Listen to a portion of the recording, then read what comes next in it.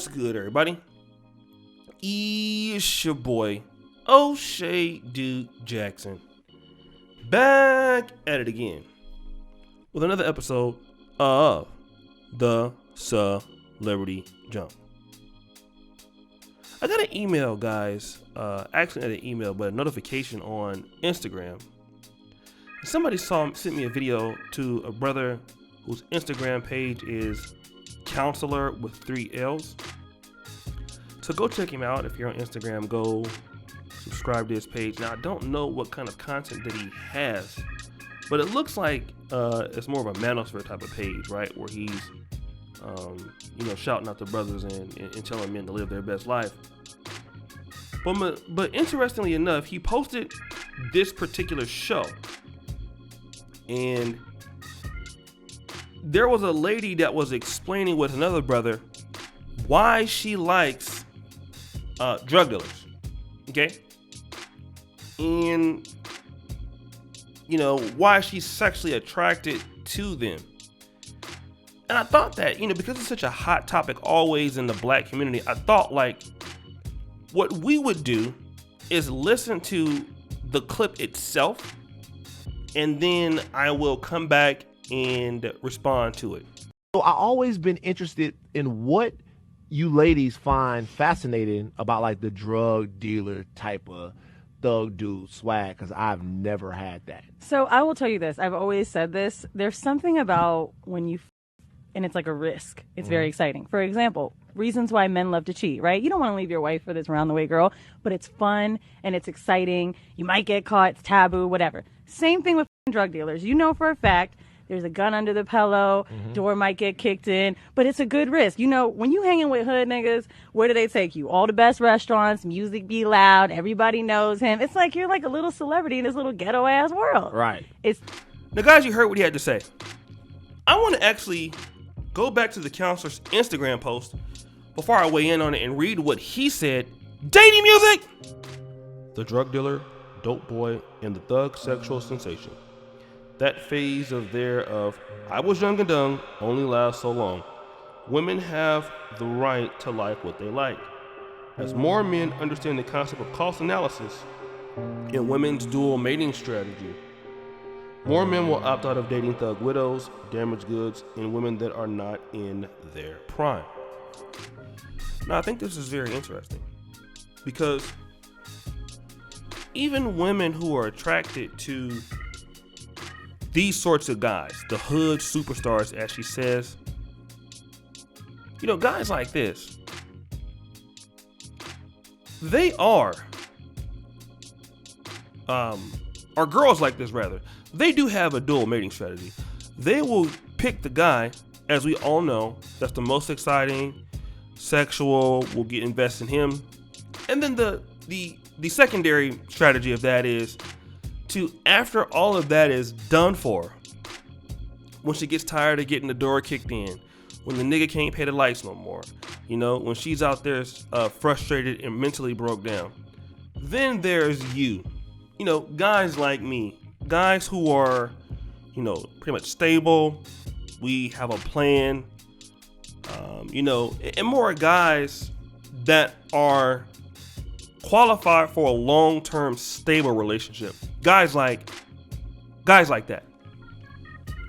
And a lot of black men, instead of being mad at women who have these issues, as the manosphere was, and the black manosphere was very toxic toward that at first. You heard a lot of frustration, but now you don't see those sorts of black men have that much frustration, because what you're seeing now is a lot of black men saying, well, what's new?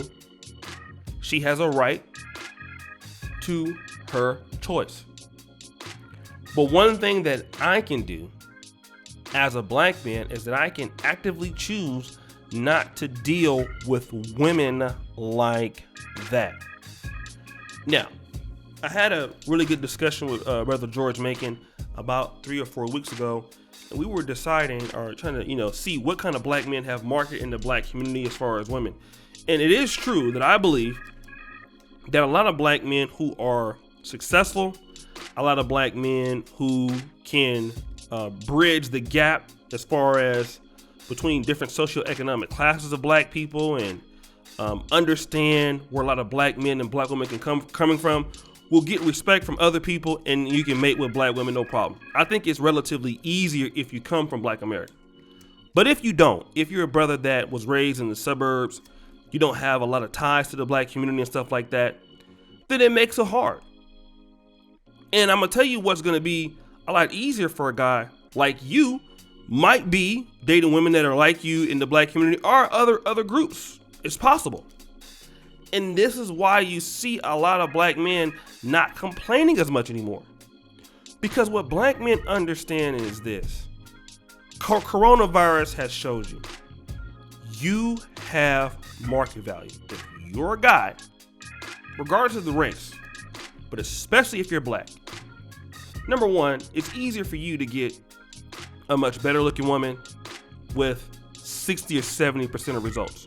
So if the average high income person in America, let's say for, above, upper middle class is 80 grand.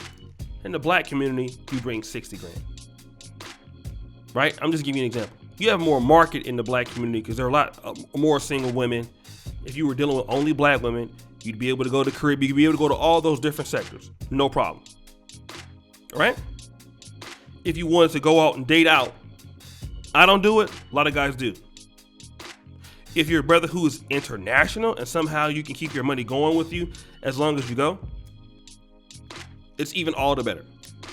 All these different options for talented men these days, it's almost like, look, let's kind of look at each other as brothers and sisters. And this is what I'm probably going to call the episode. A lot of black men are just going to start friend zoning women who dealt with Pookies and Ray Rays.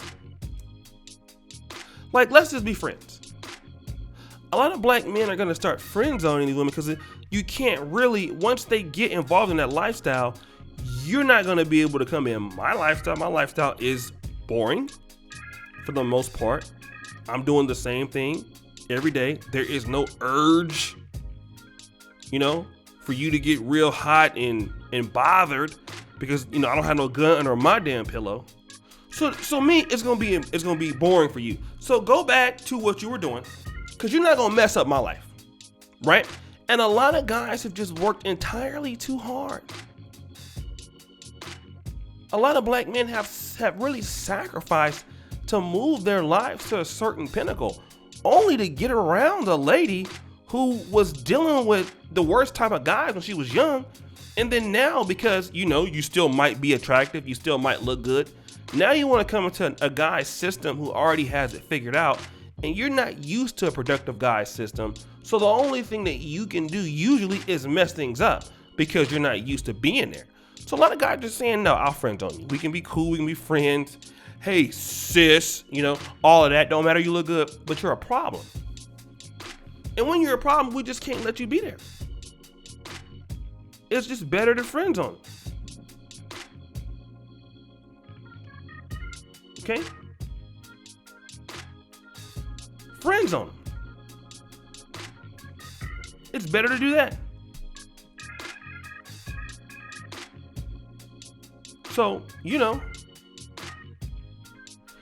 guys, what do you think? It's your boy, O'Shea Duke Jackson, back at it again with another episode of Your Celebrity Junk. I really appreciate you, all that you do. Subscribe, hit the bell, check out the first comment pinned to the top. And as you know, the buffoonery remains at an all-time high. Check out the Black Men Are Perfect t-shirts. I'm out.